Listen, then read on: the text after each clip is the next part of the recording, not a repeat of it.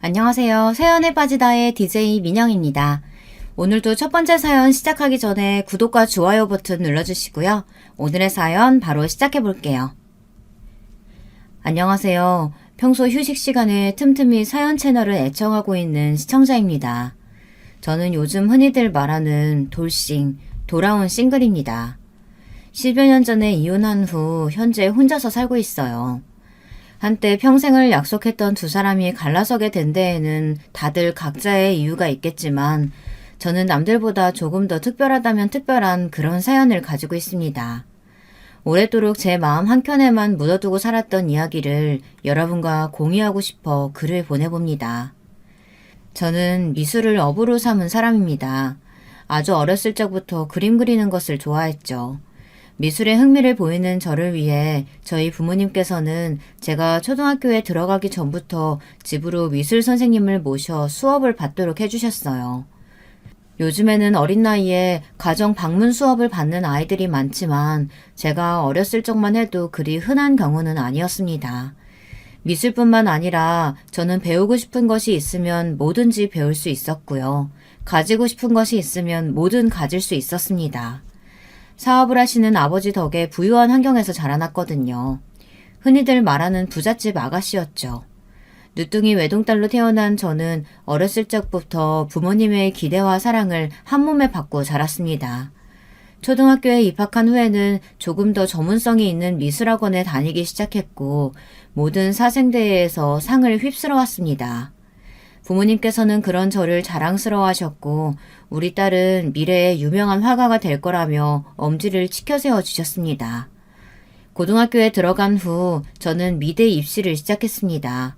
재료비며 학원비며 돈 들어갈 곳이 한둘이 아니었지만 저희 부모님께서는 항상 제게 아낌없는 지원을 해주셨습니다. 그렇게 저는 부모님의 뒷바라지 덕에 유명한 미술대학교에 입학하게 되었습니다. 대학을 졸업하고 나서는 외국으로 유학까지 떠났습니다. 좀 더 넓은 세상에서 많은 것을 공부하며 제 작품 세계를 넓히고 싶었기 때문이죠. 부모님께서는 항상 제 의견을 지지해 주시며 제가 원하는 것을 할 수 있도록 묵묵히 도와주셨습니다.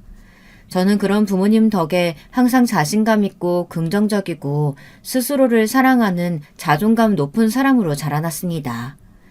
몇 년간의 유학 생활이 마무리되어 갈 때쯤 저는 외국에 정착하여 그곳에서 작품 활동을 시작할 예정이었습니다. 국내보다는 외국에서 작가 활동을 하는 것이 조금 더 많은 기회를 얻을 수 있을 것 같다는 생각 때문이었죠. 잘 지내지? 별일은 아니고 네 아버지가 요즘 건강이 많이 안 좋으셔. 너한테는 굳이 말하지 말라고 하셨는데 그래도 네가 알고는 있어야 할 것 같아서. 요즘 딸 보고 싶다는 말씀도 자주 하시고 잠깐 한국 들어와서 재정비하는 시간도 좀 갖고 쉬다 가는 건 어떠니? 어느 날 걸려온 어머니의 전화에 저는 한국행 비행기에 몸을 실었습니다. 오랜만에 뵌 아버지의 얼굴은 제 기억 속 모습보다 많이 수척해 보였습니다. 전화기 너머로 들려오던 아버지의 목소리는 항상 건강하고 밝게 느껴졌었는데 멀리 나가 있는 자식이 혹시나 걱정할까봐 아픈 것도 말씀하시지 않으셨다니. 그동안 딸로서 너무 무신경했던 것 같아 마음이 좋지 않았습니다. 아버지께서는 평소 앓으시던 지병과 과로가 겹쳐 병원에 누워 계시던 상태였고 저는 그런 아버지를 돌보며 잠시 한국에 머물기로 했습니다. 아버지의 상태가 회복되실 동안 가족들과 시간을 보내고 재충전을 한 뒤 외국으로 돌아갈 생각이었죠. 그렇게 당초 예상했던 것보다 더 오랜 시간이 지났지만 아버지의 건강은 호전될 기미가 보이지 않았습니다. 오히려 전보다 눈에 띄게 기침도 늘어나고 식욕도 줄어들어 식사하기도 힘들어 하셨죠. 원래 계획대로라면 다시 외국에 돌아가고도 남을 시간이었지만 저는 결국 외국행을 포기했습니다. 이대로 외국에 나가서 작품 활동을 시작한다고 해봤자 아프신 아버지가 계속 마음에 걸릴 것이 뻔했고 꼭 외국이 아니어도 국내에서도 충분히 그림을 그릴 수 있었으니까요. 아버지께서 쾌차하실 때까지는 가까운 곳에서 지내며 자주 얼굴을 비칠 생각이었습니다. 제가 가족들 곁에 머물기로 했다는 소식에 아버지께서는 몹시 기뻐하시면서도 본인이 제 발목을 붙잡은 게 아닌가 싶은 생각에 미안한 기색을 보이셨습니다. 저는 그런 아버지의 손을 꼭 감싸드리고는 절대 그렇지 않다고 지금껏 부모님께서 저를 도와주셨던 것처럼 저도 아버지께서 힘드실 때 곁에 있고 싶은 것이라고 말씀드렸습니다. 그렇게 저는 가족들 곁에서 개인 작품들을 그려내며 시간을 보내고 있었습니다. 너 혹시 선볼 생각 없니? 너 한국에서 지내고 있다니까 주변에서 하도 선자리가 많이 들어와서. 네가 결혼 생각 없는 건 알고 있지만 아버지 건강이 요즘 들어 더 안 좋아지셨잖니. 난 저러다가 네 아버지 갑자기 쓰러지는 건 아니까 걱정이다. 아버지가 말씀은 안 하셔도 너 결혼한다고 하면 좋아하실 거다. 주변에서는 다들 손주 자랑이고 난린데 너는 지금껏 애인 한 번 안 데리고 왔잖니. 엄마가 봤는데 사람 참 괜찮아 보이더라. 의사인데 인상이 좋아. 마음 편하게 가지고 한번 만나보기라도 해봐. 사실 전 결혼을 하고자 하는 생각이 전혀 없었습니다. 일단 저는 연애라는 행위 자체가 썩 잘 맞는 사람이 아니었습니다. 누군가에게 저를 맞추고 상대를 위해 저를 희생하고 관계에 매여 있고 싶지 않았습니다. 저는 항상 자유롭고 싶었거든요. 물론 저와 마음이 잘 맞는 사람을 만나 함께 시간을 보내고 감정을 교류하는 것도 참 즐거운 일이었지만 제게는 저만의 시간이나 제 작품 세계가 그에 못지않게 중요했습니다. 결혼 정년기는 조금 지난 나이였지만 전 전혀 마음이 조급하지 않았습니다. 쫓기듯 결혼하고 싶지도 않았고요. 그렇지만 어머니의 제안을 단칼에 거절하기도 쉽지 않았습니다.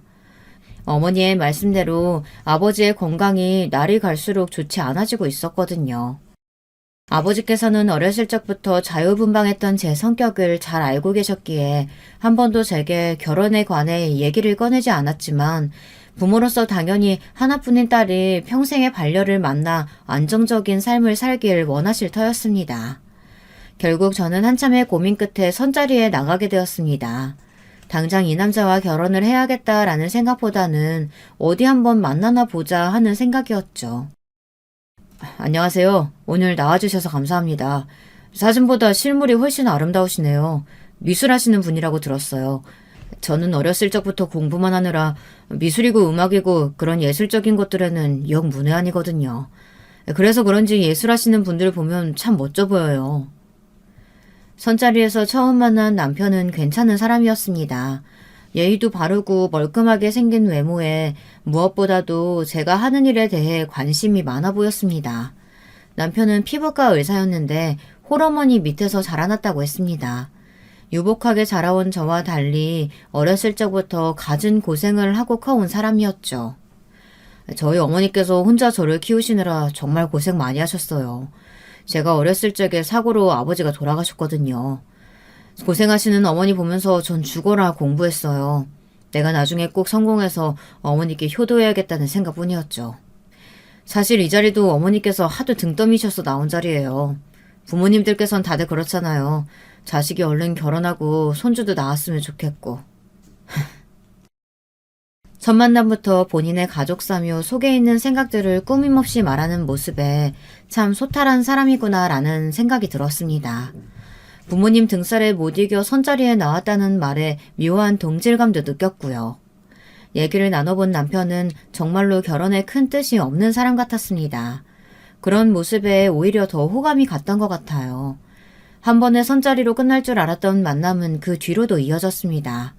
저와 남편은 대화가 잘 통했고 결혼에 대한 가치관도 비슷했습니다. 결혼을 하더라도 각자의 시간과 의견을 존중해주고 집안일이나 육아도 한쪽에만 짐을 지우는 것이 아니라 서로 잘 분담하기를 원했습니다. 결국 그렇게 만남을 이어가던 저와 남편은 결혼을 약속하게 되었습니다. 부모님께서는 저의 결혼 소식에 몹시 기뻐하셨어요. 특히 아버지께서 눈에 띄게 건강이 좋아지셨습니다. 제 결혼식 전까지 회복해서 멋지게 신부 입장을 함께하고 싶어 하셨죠. 네? 강남에 병원을 내달라고요? 그래 새아가 내가 뭐 못할 말 했니? 왜 그렇게 놀라고 그래? 듣자하니 집에서 그림이나 그리면서 지낸다며. 의사 남편 얻으려면 이 정도는 당연히 해와야 하는 거 아니겠어? 잘 사는 친정 냅두고 어디다 써먹게? 많은 거 안 바란다. 강남에 병원 하나, 그리고 내 아들 출퇴근하기 편하게 근처에 아파트 하나 해와라. 어머니, 갑자기 이러시면 곤란해요. 강남에 병원이랑 아파트가 한두 푼도 아니고. 너 결혼하고 나서도 집안일이며 육아며 다 안 하겠다고 했다며? 집에서 내조 하나도 안 할 거면 결혼하면서 그 정도는 해와야 하는 거 아니야? 어머니, 제가 집안일이랑 육아를 안 하겠다는 게 아니고요. 서로 잘 분담해보자는 이야기였어요. 요즘은 시대가 바뀌어서 옛날이랑 달라요. 집에서 내조만 하면서 사는 여자들 별로 없어요. 시끄럽다. 듣기 싫으니까 내 아들이랑 결혼하려면 강남에 병원이랑 아파트 해와. 아니면 죽어도 결혼시킬 마음 없다. 시어머니께서 갑자기 고집을 부리시는 통에 머리가 아팠습니다. 강남의 병원의 아파트라니. 물론 아버지께 말씀드리면 준비하는데 큰 어려움은 없겠지만 제가 뭐가 부족하다고 이렇게까지 시어머니 비위를 맞춰가며 결혼을 해야 하는지 기분이 썩 좋지는 않았습니다. 남편은 그런 시어머니를 애써 변호하며 어머니께서 혼자 자신을 키우느라 성격이 많이 드세지셨다. 고집이 하도 세셔서 본인 말도 듣지 않는다. 당신이 이번 한 번만 눈 딱 감고 어머니 요구 들어주면 결혼하고 나서 평생 당신한테 다 바치고 감사하며 살겠다 애원을 했습니다. 처음에는 단호하게 거절하려던 저도 점점 마음이 흔들렸습니다. 제 결혼 소식에 기뻐 벌써부터 신부 입장 준비를 하시는 아버지도 그렇고 남편처럼 제 가치관을 존중해줄 만한 결혼 상대를 다시 만날 수 있을까 그런 불안감도 있었죠. 결국 저는 시어머니의 요구를 부모님에게 알렸고 제 예상대로 부모님께서는 흔쾌히 병원과 아파트를 준비해 주시겠다 하셨습니다. 평생 혼자 늙어 죽을 것 같던 딸이 결혼을 하겠다는데 뭔들 못 해주시겠어요. 부모님을 위한 결혼이었지만 결국에는 또 부모님께 도움을 받는구나 하는 생각에 마음이 무거웠습니다. 과정이 어찌되었든 그렇게 저는 남편과 결혼에 성공했고 부모님께서는 약속대로 강남의 피부과를 개원해 주셨습니다. 남편과 저는 병원과 가까운 곳에 위치한 신축 아파트에서 신혼생활을 시작했어요. 남편은 결혼 전 약속했던 대로 제게 간섭을 한다거나 집안일 등을 요구하지 않았습니다. 집에서 그림 작업을 하는 저는 생활 패턴이 평범한 직장인들과는 조금 달랐습니다. 어느 날은 새벽까지 깨어 그림을 그리기도 하고 어느 날은 오후 7시면 잠에 들기도 했죠. 당연히 아침에 출근해 저녁 시간에 퇴근하는 남편과는 생활 패턴이 다를 수밖에 없었습니다. 자연스레 저와 남편은 각자 식사를 따로 하게 되었고 집에 더 오래 머무는 제가 집안 청소나 빨래 등을 맡게 되었습니다. 남편과는 얼굴을 맞대는 시간이 짧으니 당연히 대화할 일도 적었고 덕분에 사이가 더 가까워지진 않았지만 그렇다고 특별히 싸울 일도 없었습니다. 결혼 후 매일같이 찾아오실 것 같던 시어머니께서도 연락 한 통 없으셨고요. 원하셨던 대로 병원과 아파트를 해왔으니 더 이상 간섭할 마음이 없으신가 보다 하고 편하게 생각하던 차였습니다. 예, 넌 어떻게 된 애가 먼저 전화 한 통이 없니? 이러다 내가 갑자기 쓰러져 죽어도 모르겠다. 그깟 병원이랑 집 좀 해왔다고 만사가 해결되니? 그래도 며느리로서 기본적인 도리는 해야 될 거 아니야. 아유, 잘 사는 집안 딸이라고 아주 예의가 없어도 너무 없어. 죄송해요, 어머니. 안 그래도 전화 한번 드리려던 차였어요. 잘 지내세요? 잘 지내게는 퍽이나 잘 지내겠다. 너 때문에 우리 아들 걱정돼서 요새 잠도 통 못 잔다 내가. 하루 종일 집에 있는 네가 바깥 일하느라 바쁜 남편 위해서 밥 정도는 해줄 수 있는 거 아니니? 결혼한 지가 몇 달인데 마누라한테 따뜻한 밥 한 번 얻어먹어본 적이 없는 게 말이 돼? 어머니, 저도 집에서 쉬는 게 아니라 일하는 거예요. 남편하고는 식사 시간도 안 맞고요. 식사 외에는 청소며 빨래며 집안일 다 제가 도맡아 하고 있어요. 남편이 어머니한테 그래요? 제가 집에서 놀고 먹기만 하고 집안일은 하나도 안 한다고요? 얘가 어디 시어머니한테 말버릇이 그따위야? 그럼 의사가 바깥 일하느라 바쁘지 하루 종일 집에서 빈둥거리는 너 대신해서 집안일이나 하고 있을까? 잔말 말고 내일부터 당장 밥 차려줘라. 뚝 끊겨버린 전화에 어안이 벙벙했습니다. 다른 사람도 아니고 시어머니에게 2년 전년 소리를 들을 것이라고는 생각하지도 못했었기에 몹시 기분이 상하기도 했고요. 그날 밤 병원에서 돌아온 남편에게 낮에 있었던 통화 내용을 말해주니 남편도 당황한 기색이었습니다. 어머니께서 전화로 그런 말을 하셨어? 오늘 오랜만에 연락 와서 어떻게 지내는지 말씀드렸더니 속이 좀 상하셨나 보네. 당신이 너그럽게 넘어가줘. 오늘은 그냥 넘어간다 쳐도 앞으로도 이렇게 계속 간섭하시면? 우리 애초에 결혼할 때부터 서로 생활 존중해주고 집안일도 분담해서 하기로 했잖아. 어머니께서는 꼭 내가 집에서 놀고 먹기만 하는 것처럼 말씀하시던데 나도 집에서 일하는 거야. 당신 병원일 때문에 바쁘기도 하고 내가 집에서 보내는 시간이 더 기니까 빨래며 청소며 별말 없이 도맡아 하는 거고. 나도 일하느라 밥 제대로 못 챙겨 먹을 때 많아. 그러니까 당신이 어머니한테 주의 좀 드려. 듣다 보니까 기분이 좀 그러네. 우리 어머니는 하나뿐인 아들 걱정해서 그렇게 말씀하신 건데 좋게 좋게 좀 넘어가 주면 안 돼? 솔직히 엄청 틀린 말도 아니잖아. 당신이 집에서 일하는 건 알겠는데 밥 정도는 차려줄 수 있는 거 아닌가? 내가 뭐 팔첩반상을 바라는 것도 아니고. 뭐? 당신 지금 뭐라 그랬어? 아니, 당신이 결혼할 때 이 집이랑 병원 해준 거 고맙게 생각하긴 한데 언제까지 그걸로 유세 떨 거야? 평생 이것 때문에 내가 당신한테 머리 조아리면서 살아야 돼? 솔직히 숨 막혀서 집에 들어오기도 싫어. 싸우기 싫어서 먼저 말 안 꺼냈는데 진짜 이 정도일 줄은 몰랐어. 이렇게 기본적인 것도 안 하는 여자일 줄은 상상도 못했다고. 이제 와서 그게 무슨 소리야? 우리 결혼할 때부터 다 약속했던 거잖아. 나 미수라는 사람이라 멋지고 좋다며. 평범한 사람들이랑 생활 패턴 다른 것도 다 이해한다. 내조 같은 거 필요 없다. 알아서 하겠다. 그렇게 말했던 게 누군데? 강남의 병원이랑 집 해오면서 평생 나한테 맞춰주며 살겠다더니. 그리고 뭐? 기본적인 것도 안 하는 여자? 누가 들으면 내가 살림 하나도 안 하고 방치하는 사람인 줄 알겠다. 당신 지금 입고 있는 와이셔츠 누가 빨고 누가 다려놓은 건데. 당신 퇴근하면 손 하나 까딱 안 하고 배달 음식이나 시켜먹고 치우지도 않고 들어가잖아. 그럼 내가 새벽에 작업 마치고 나서 치우고 설거지하고 청소며 걸레질이며. 당신 결혼하고 나서 한 번이라도 해본 적 있어? 그런 건 당연히 집에 오래 있는 당신이 해야 되는 일 아니야? 하루 종일 집에 있는 아내가 남편 밥 하나 안 차려줘서 배달 음식 시켜먹게 하는 게 무슨 자랑이라고 큰 소리를 쳐. 그리고 이깟 와이셔츠 하나 다려놓은 게 그렇게 힘든 일이냐? 당신 부잣집 아가씨라 귀하게 큰 건 알겠는데 이 정도는 다른 집 여자들도 다 하고 사는 일이야. 돈도 안 되는 그림 조각이나 하루 종일 끄적여 대면서 뭘 그렇게 유세야? 남편 입에서 쏟아져 나온 말들은 정말 충격 그 자체였습니다. 제가 알던 사람이 맞나 싶었어요. 지금껏 저와 결혼하기 위해서 거짓말로 인격을 꾸며냈나 싶을 정도였죠.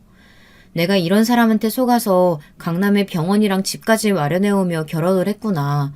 이런 후회가 밀려왔고 참을 수 없는 분노에 눈물만 흘렀습니다. 남편은 우는 저를 내버려두곤 방으로 들어가 버렸고 저는 그렇게 밤새 거실에서 홀로 울었습니다.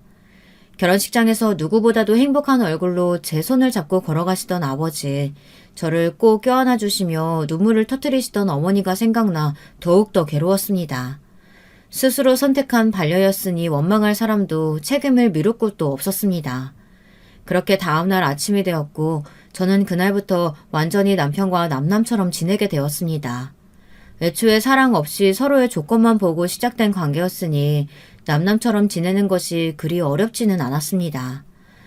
어쩌다 출퇴근하는 남편과 마주쳐도 서로 인사는커녕 눈길조차 주지 않고 쌩 나가버리고는 했죠. 남편은 점점 집에 들어오는 시간이 늦어졌습니다. 아마도 술을 마시고 다니는 것 같았어요.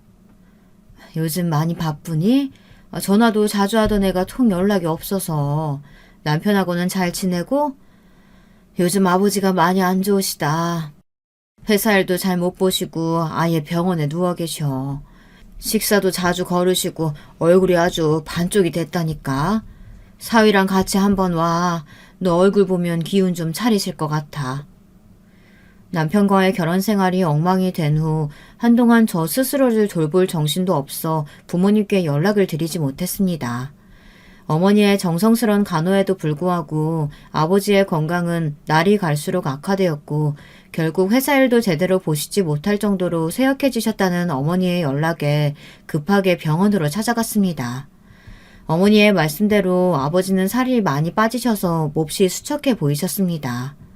이런 아버지께 마음의 짐을 더 얹어드릴 수 없어 차마 남편과의 일은 말할 수가 없었습니다. 그저 남편이 병원 일 때문에 바빠서 함께 오지 못했다. 문제없이 잘 지내고 있다고만 이야기했죠.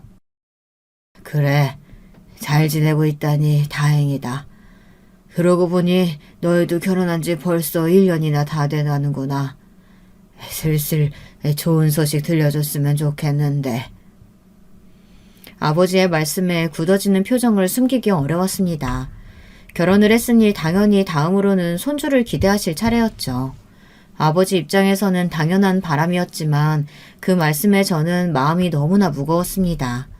대화조차 하지 않는 남편과의 사이에서 어떻게 이세가 생길 수가 있겠어요. 그저 어색하게 웃으며 노력해보겠다며 말끝을 흐릴 뿐이었습니다.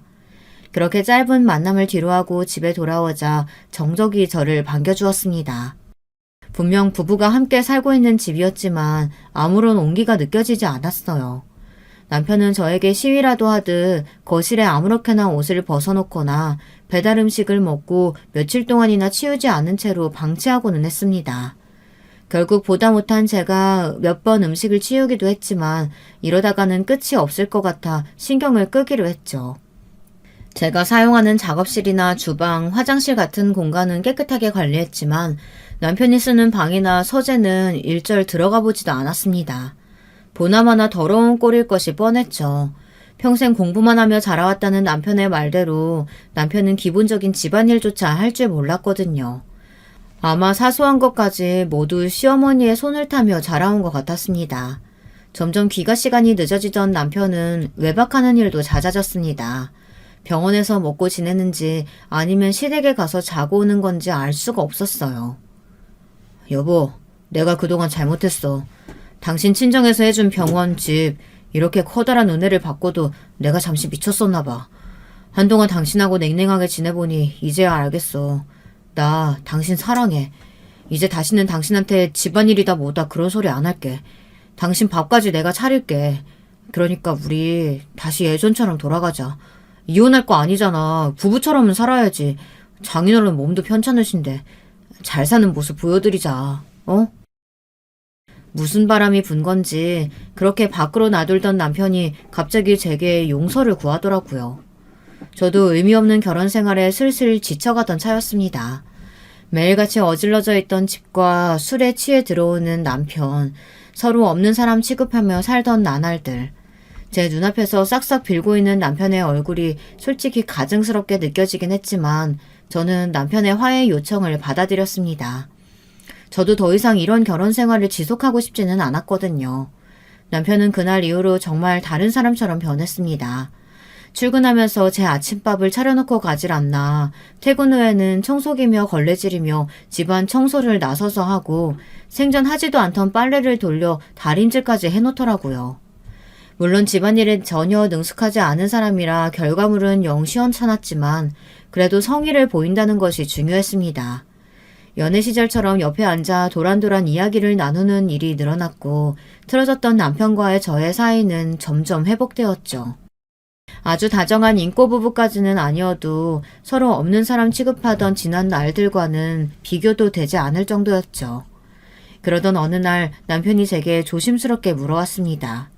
이제 슬슬 아이를 가질 때도 되지 않았냐면서요. 물론 저는 딱히 이세를 가지고 싶은 생각은 없었습니다.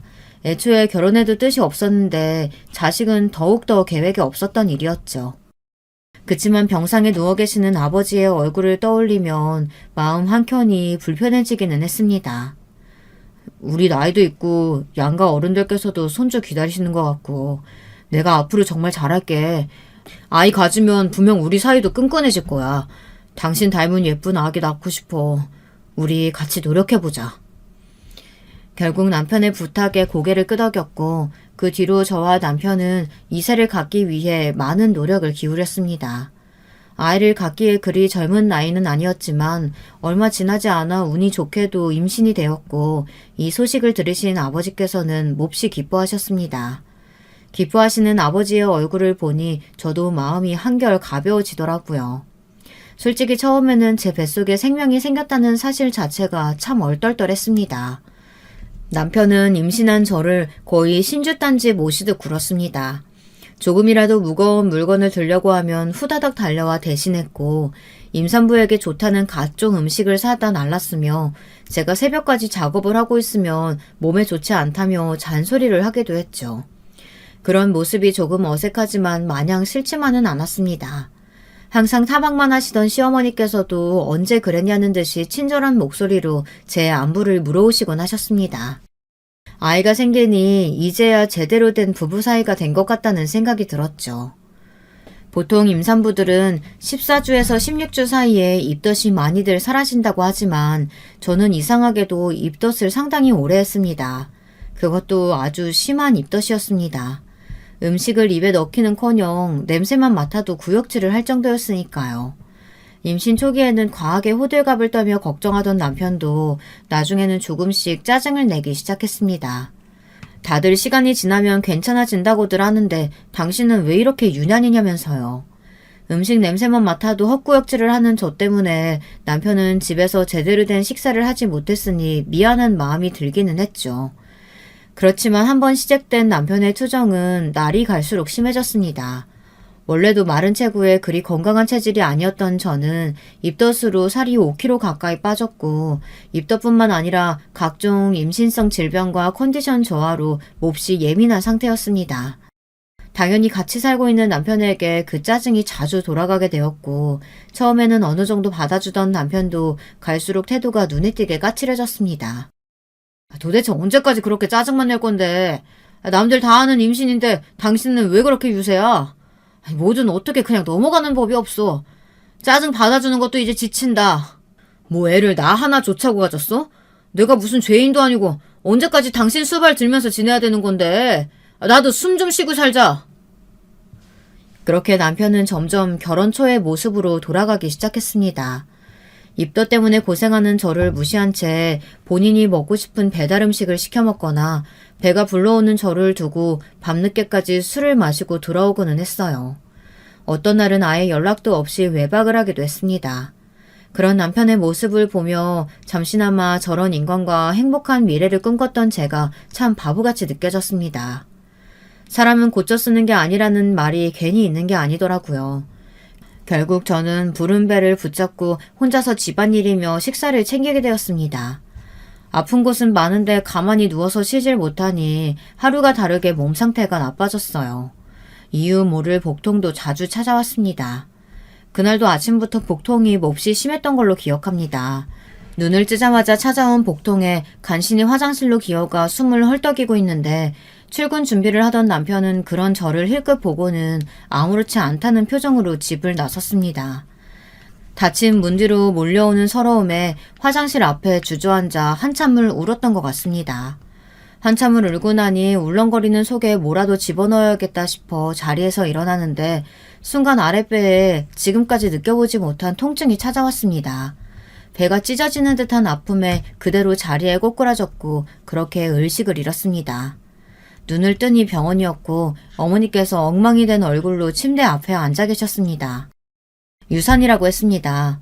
쓰러졌던 제가 발견된 건 늦은 새벽이었습니다.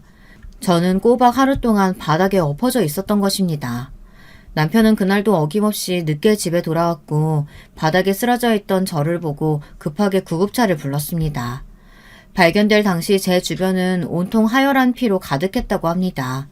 조금이라도 일찍 병원을 찾았으면 아이를 살릴 가능성이 있었을 텐데 너무나 늦게 병원을 찾아왔고 평소에 산모 건강도 좋지 않아 아이가 오래 버티지를 못했다고 했습니다.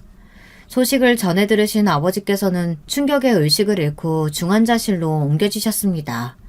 너무나 갑작스럽게 찾아온 슬픔에 실감이 잘 나지 않았습니다.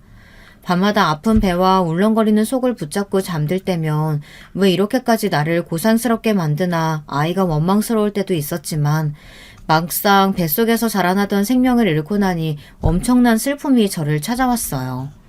슬픔이라는 짧은 단어로는 전부 설명할 수 없는 감정이었습니다. 그러게 임신한 몸으로 뭐하러 그렇게 무리를 하니? 아휴 미련하기는. 에휴 나도 드디어 손주 한번 안아보나 했더니 결국 이렇게 되는구나. 병실에 찾아와 위로는커녕 악담을 늘어놓는 시어머니를 보고서는 아무 감정도 들지 않았습니다. 그저 텅 빈 눈동자로 시어머니를 바라볼 뿐이었죠. 그건 남편에게도 마찬가지였습니다. 더 이상 남편이 원망스럽거나 섭섭하게 느껴지지 않았어요. 당시 저에게는 세상 그 어느 것도 의미 있게 느껴지질 않았습니다.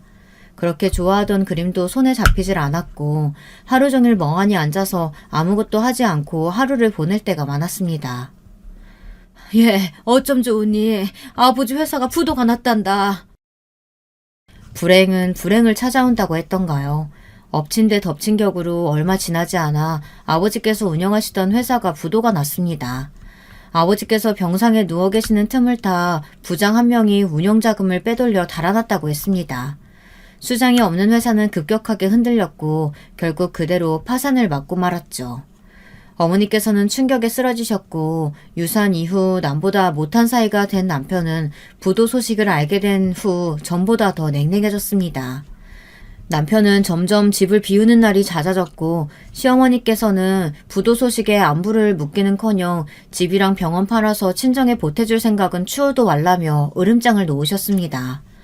몸과 마음이 모두 지쳐가던 저는 결국 자리에 눕게 되었고 제가 손을 놓자 점점 쌓여가는 집안일에 남편이 연락을 드렸는지 얼마 지나지 않아 시어머니께서 저희 집을 방문하셨습니다. 시어머니께서는 집에 들어서자마자 숟가락 하나 들 힘조차 없던 제게 남편 밥은 어떻게 하고 있냐, 집안 꼴이 이게 뭐냐 잔소리를 쏟아내셨습니다. 그런 시어머니를 상대하기에 너무 지쳐있던 저는 그저 죄송하다며 고개를 숙이고는 방에 들어가 죽은 듯이 누워있었죠. 언제까지 저런 애랑 같이 살래? 집이며 병원이며 뽑아먹을 것도 다 뽑아먹었잖아. 더 이상 나을 것도 없는 집구석에 애 하나 제대로 낳기를 해, 내조를 잘하기를 해. 네가 저번에 보여줬던 걔보다 나을 게 하나도 없다. 번듯한 병원도 있고 집도 있겠다. 빨리 이혼하고 걔랑 재혼해서 떡두꺼비 같은 아들 하나 딱 낳으면 좋겠구만. 걔는 뭐하는 집안 딸이라니? 어머니 목소리 좀 낮추세요. 그래도 아직 이혼도 안 했는데 간통죄로 집어넣겠다고 난리라도 치면 어떡해요. 제가 알아서 잘 정떨어지게 굴어볼 테니까 걱정하지 마세요. 저 사람 입에서 먼저 이혼 소리 나오게 할게요. 열린 문틈 사이로 들려오는 두 사람의 대화 소리에 눈물이 볼을 타고 흘러내렸습니다. 내가 겨우 이런 꼴을 보자고 피 같은 아버지 재산으로 저딴 연놈들에게 병원과 집을 가져다 바쳤구나. 과거의 스스로가 너무나 원망스럽고 비통했습니다. 가장 비참했던 것은 두 사람의 대화를 전부 들었음에도 자리에서 일어나 큰 소리로 따질 수가 없다는 사실이었습니다. 툭 치면 쓰러질 것 같은 몸뚱이에 병상에 누워 계시는 부모님, 부도난 아버지의 회사, 얼마 전 하늘로 떠나보낸 아이, 스스로가 너무나 한심했고 보잘것없이 느껴졌습니다. 재혼이니 뭐니 멀쩡한 아내를 두고 불륜을 저지르고 있는 남편에게 한마디 말조차 꺼낼 수 없을 정도로요. 그 뒤로 시어머니께서는 저희 집에 머무시며 남편의 뒷바라지를 하셨습니다. 방에 누워있는 제가 사람처럼 느껴지지도 않는 건지 아예 투명인간 취급을 하셨죠. 두 사람은 거실에서 종종 남편의 내연녀 이야기를 꺼냈고 사실상 저보고 들으라는 듯이 말하는 투였습니다. 우리 이혼하자. 당신이나 어머님이나 내가 알아서 떨어져 주기를 바라는 것 같은데 원하는 대로 해줄게. 대신 우리 친정에서 해준 이 집이랑 병원 돌려줘. 결국 먼저 이혼 이야기를 꺼낸 것은 저였습니다. 이대로 이 집에서 유령 취급 받으며 사느니 차라리 마음 편히 혼자 살 대로 돌아가고 싶었거든요. 그러나 병원과 집을 돌려달라는 제 말에 두 사람은 코웃음을 쳤습니다. 예, 너 뭔가 단단히 착각하고 있는 모양인데 병원 계약이며 사업자며 이 집 명의며 전부 우리 아들 이름으로 되어 있는데 우리가 이걸 너한테 돌려줘야 할 이유가 뭐니? 게다가 자식 하나 제대로 못 낳는 여자가 뭐가 그렇게 살랐다고 눈에 쌍심지를 켜고 이혼 얘기를 꺼내? 죄송합니다. 싹싹 빌면서 사정에도 모자를 파네. 어머님, 아무리 명의가 다 남편 이름으로 되어 있다고 해도 전부 결혼 후에 저희 친정에서 마련해준 것들이잖아요. 어머니께서 원하시는 대로 이혼해 드릴 테니 그 여자 데려와서 애 낳게 하세요. 일부러 저 들으라고 계속 얘기하시는 거 아니에요? 짝 하는 큰소리와 함께 볼이 얼얼해졌습니다. 태어나 처음으로 맞아본 따기에 눈앞이 캄캄해졌죠. 그대로 바닥에 쓰러지듯 엎어지고 나서야 상황 파악이 되더군요. 가진 거라곤 부모 돈밖에 없던 년이 손에 쥔 게 없으니 이제 눈에 뵈는 게 없나 보지? 그래, 네 말대로 훨씬 참한 며느리 데려다 손주 볼 테니까 좋은 말로 할 때 알아서 떨어져 나가라. 너 같은 애한테 돌려줄 건 아무것도 없으니까. 눈앞이 핑핑 돌고 눈물이 쏟아졌습니다. 바닥에 엎드려 숨을 헐떡이는 저를 짐승 쳐다보듯 내려다보던 남편의 눈빛이 아직도 생생합니다. 저는 그저 그 상황에서 빨리 벗어나고 싶었습니다. 부모님께서 멀쩡히 제 곁에 계셨다면 재살 분할 소송을 하든 간통죄로 고소를 하든 최소한의 무언가를 더 시도해보려 했겠지만 당시 제게는 그럴 만한 힘도 의지도 없었습니다. 결국 저는 그렇게 제가 가져왔던 것들을 모두 잃은 채로 남편과 갈라섰습니다. 솔직히 말하자면 나쁜 생각도 많이 했습니다. 그러나 병상에 누워 계시는 부모님을 생각하며 죽을 힘으로 버텼습니다. 저마저 잘못되면 아프신 부모님을 돌볼 사람이 아무도 없다는 생각에 억지로라도 잘 지내보려고 애썼죠.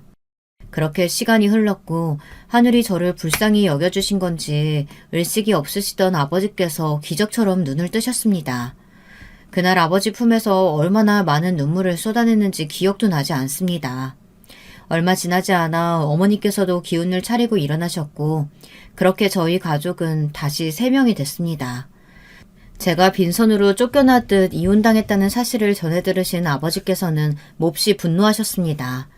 당장 병원으로 찾아가겠다며 일을 가시는 아버지께 저는 아버지께서 눈을 뜨신 것만으로 충분하니 한동안 몸 관리에만 신경 쓰시라 간곡히 부탁을 드렸습니다. 길길이 날뛰시던 아버지께서는 제 간절한 부탁에 결국 고집을 꺾으셨고 태어나시자마자 다시 사업일에 뛰어드셨습니다. 아버지께서는 워낙 사업 수완이 좋으신 분이었고 회사 일을 오래 하시며 다양한 인맥을 쌓으셨기에 다시 사업 기반을 다지는 것은 크게 어려운 일이 아니었습니다. 물론 규모는 예전에 운영하던 회사와 비할 바가 못됐지만 휘청이던 저희 집안은 어느 정도 안정감을 찾게 되었죠. 그 과정에서 부모님께서는 몇 번이고 제게 남편과 시어머니 얘기를 꺼내셨지만 저는 그럴 때마다 이미 다 지난 일이라 생각한다.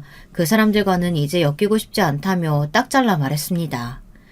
그렇게 10여 년의 시간이 빠르게 흘러갔고 저는 부모님 곁에서 제 작품을 그리며 제대로 된 작가 활동을 하기 시작했습니다. 좋은 기회로 큰 전시회도 여러 번 참여했고 점점 더 이름이 알려지자 작품이 하나둘 팔리기 시작하며 벌이가 생겨났죠. 아버지의 사업도 크게 번창해서 전에 회사보다 훨씬 더 큰 규모가 되었습니다. 행복과 안정감을 찾기 위한 결혼이었는데 오히려 이혼을 하고 나서 작가 활동이며 아버지 회사며 모든 일들이 더 술술 잘 풀렸죠. 전해 듣기로 남편은 그때 그 내연녀와 재혼하여 아이도 낳고 잘 살고 있다고 했습니다. 부모님께는 괜찮다고 말씀드리긴 했지만 가끔 남편과 시어머니 그리고 얼굴도 모르는 그 내연녀와 아이를 생각하면 가슴 한켠에 원망과 억울함이 차오를 때가 있었습니다. 행복하게 살고 있을 그들을 생각하면 때로는 분노가 치밀기도 했죠. 그러나 그럴 때마다 이미 다 지나가 버린 일이다. 나와는 이제 상관없는 사람들이다 생각하며 애써 마음을 진정시키고는 했습니다. 오늘 저녁에 중요한 약속이 있으니 최대한 잘 차려입고 나와라.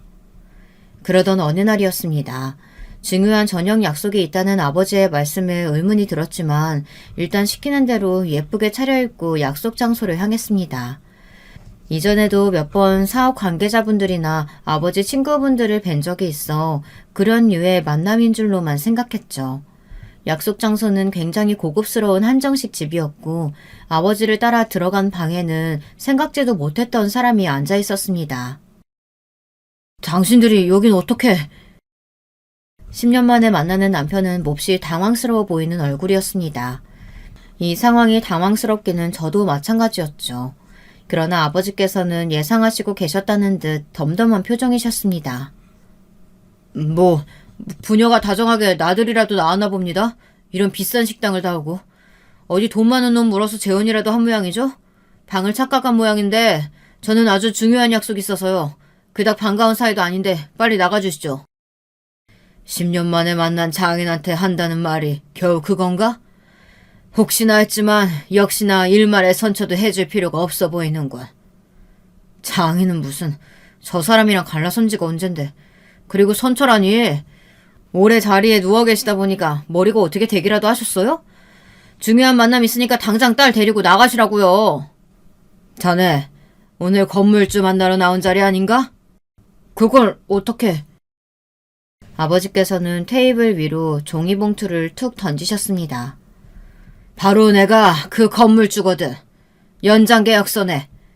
지금 자네가 나와 딸 앞에서 벌레처럼 납작하게 엎드려 빌면 작성할 마음이 조금 생길지도 모르겠는데. 아버지의 말씀에 남편은 표정이 급속도로 굳어지더니 떨리는 손으로 종이봉투를 아무렇게나 뜯어냈습니다. 종이봉투 안에 들어있던 서류는 아버지 말씀대로 병원 연장 계약서였습니다. 벌벌 떨며 계약서 내용을 확인하던 남편은 이내 저와 아버지를 죽일 듯이 노려보더군요. 여기 병원 닫는다고 내가 다시 병원 못 열 것 같아? 어차피 보증금 돌려받으면 대출 좀 받아서 다른 곳에서 열면 되는 일이야. 겨우 이런 걸로 뭐? 벌레처럼 엎드려서 빌어? 남편은 들고 있던 서류를 아무렇게나 바닥에 팽개친 뒤 자리에서 벌떡 일어섰습니다. 금방이라도 주먹을 휘두를 듯한 모습에 심장이 쿵쾅쿵쾅 뛰었죠. 그래? 그렇지 않아도 요즘 병원 장사가 잘 안 되는 걸로 알고 있는데 손님들이 아주 불만이 많다지? 새로운 곳에 터 잡고 개원한다고 한들 단골이 하나도 없는데 이전처럼 병원 운영이 될까? 당신 뭐야? 요즘 병원에 이상한 소문 퍼뜨린 게 당신이야? 어? 당신들 영업방해죄로 싹 다 고소할 거야. 내가 가만 안 둘 거라고! 아버지의 말에 당황한 기색이 역력해 보이던 남편은 소리를 지르고는 도망치듯 방을 뛰쳐나갔습니다.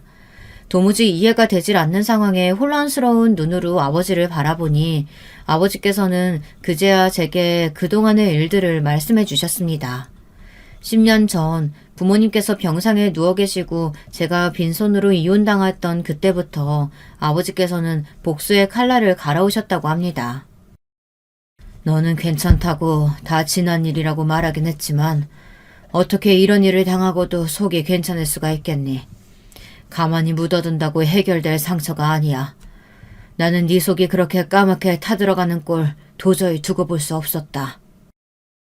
아버지께서는 차곡차곡 모아오셨던 돈으로 계약이 끝나는 시점에 맞춰 남편의 병원 건물을 구입하셨습니다. 다행히도 해당 건물에 원래 건물주와 친분이 있던 사이라 매매가 수월했죠. 그리고 남편에게 월세를 5배 올리지 않으면 재계약은 없을 것이라고 통보했습니다. 그렇지 않아도 최근 들어 병원에 도는 이상한 소문들로 손님이 부쩍 줄어들었던 탓에 사정이 어려웠던 남편은 건물주를 설득하기 위해 자리를 마련했던 것이었죠. 병원에서 도는 소문들이란 남편의 피부과에서 진료를 받고 오히려 상태가 좋지 않아졌다거나 싸구려 제품들을 사용한다거나 원장이 직접 진료를 보지 않고 간호사들에게 전부 맡기고 다닌다는 등 대부분 병원 서비스에 관련된 이야기들이었습니다. 남편을 음해하기 위해 거짓으로 꾸며낸 소문이신 거냐 물으니 아버지께서는 고개를 저으셨습니다. 너도 기억하지?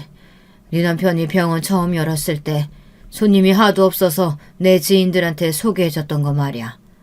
나중에서야 전해 들었는데 그때부터 병원 서비스에 문제가 있던 모양이야. 그동안은 내 얼굴 봐서 참고 다녔었는데 다들 네가 이혼했다는 사실 알고는 발길을 끊었다고 하더라. 난 거기에 그저 몇 마디 얹어서 소문이 돌게끔 했을 뿐이지. 원래 아니 땐 굴뚝에는 연기가 나지 않는 법이야. 그렇게 저는 복잡한 마음으로 집에 돌아왔고 얼마 지나지 않아 남편은 결국 병원 문을 닫았다고 하더라고요.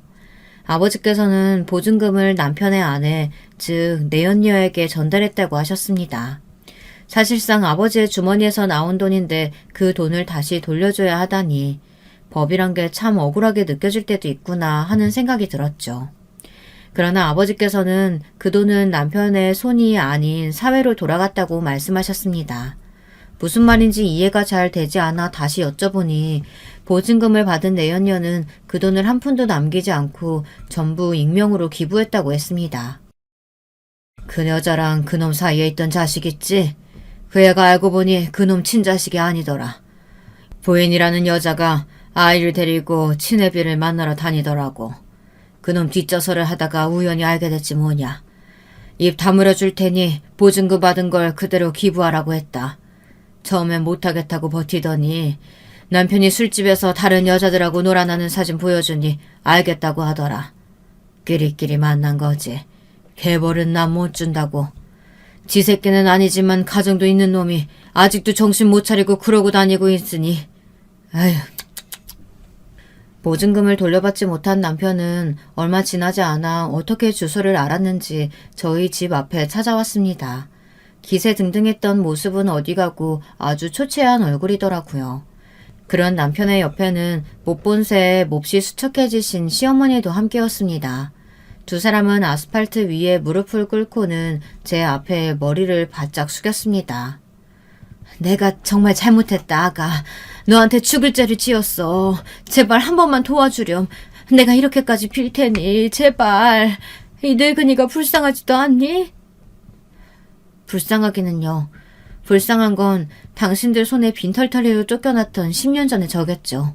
아니, 이제 보니 좀 불쌍하긴 하네요. 그 연세에 다 큰 아들 뒷바라지 하시느라 아스팔트 바닥에 무릎까지 꿇으시고. 미안하다. 그때 네가 유산했을 때 내가 얼마나 가슴이 미어졌는지 모른다. 손주가 어찌나 보고 싶었는지. 그래, 맞아. 애가 무슨 죄가 있겠니. 그래도 애는 먹여 살려야 하지 않겠어? 응? 애요? 아, 그 내연녀 사이에서 나왔다던. 근데요, 어머니, 그 아이 이상하게 남편은 하나도 안 닮지 않았어요? 부인은 왜 갑자기 이유도 없이 보증금을 전부 기부해버렸을까요? 의심해 보신 적 없으세요? 당신 그게 무슨 말이야? 우리 애가 내 친자식이 아니라는 얘기야? 그걸 왜 나한테 물어봐? 돌아가서 지금 네 부인한테 물어봐야지. 남의 집 앞에서 행패 부리지 말고 빨리 꺼져.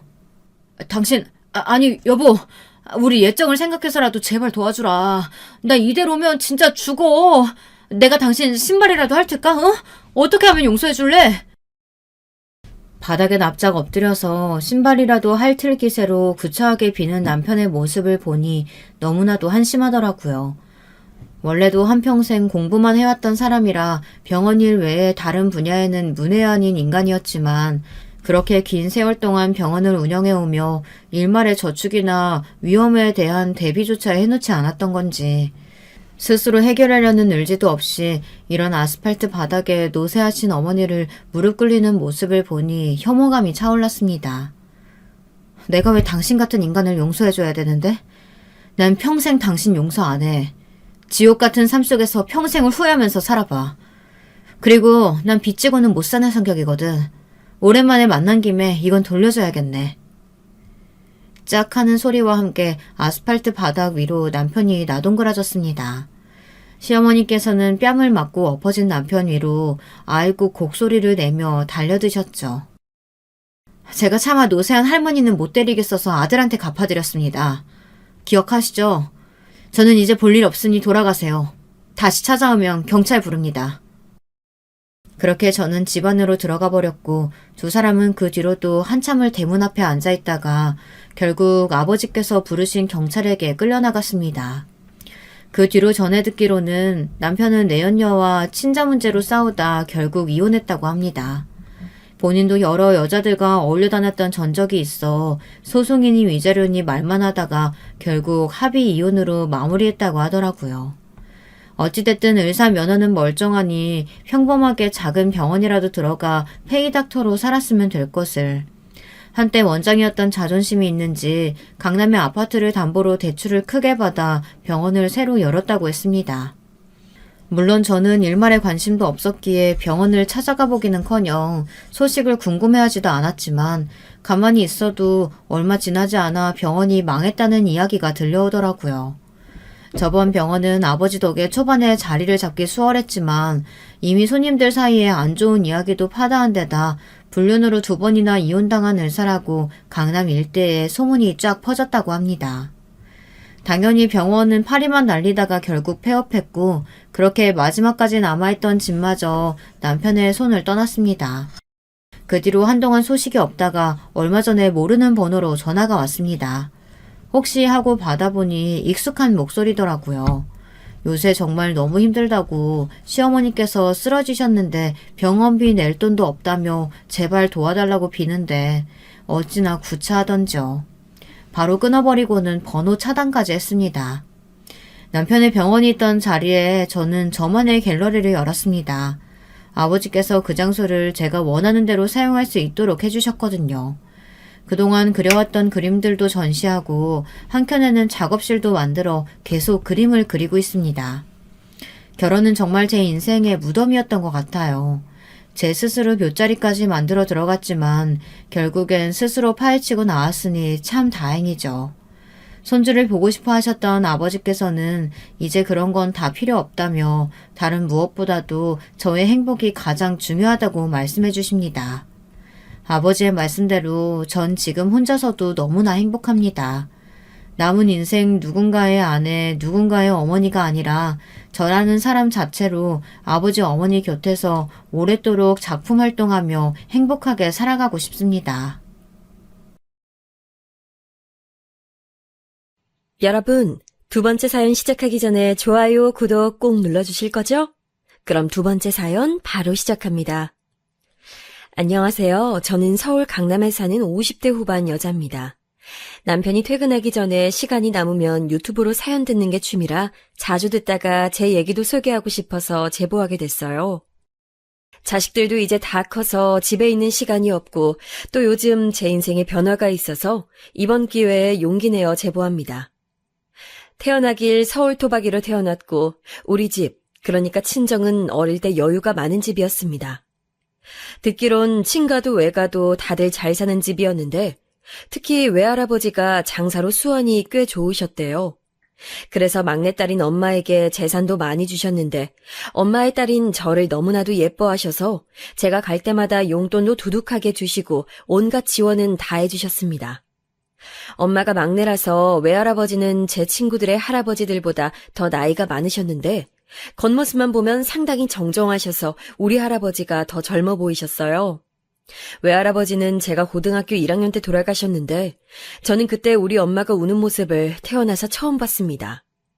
외할아버지는 암으로 돌아가셨는데 돌아가시기 전에 아프셨을 때도 엄마와 제가 병원에 가면 반응을 특히 많이 하셔서 저도 너무 슬퍼서 한동안 정신을 차릴 수가 없었어요.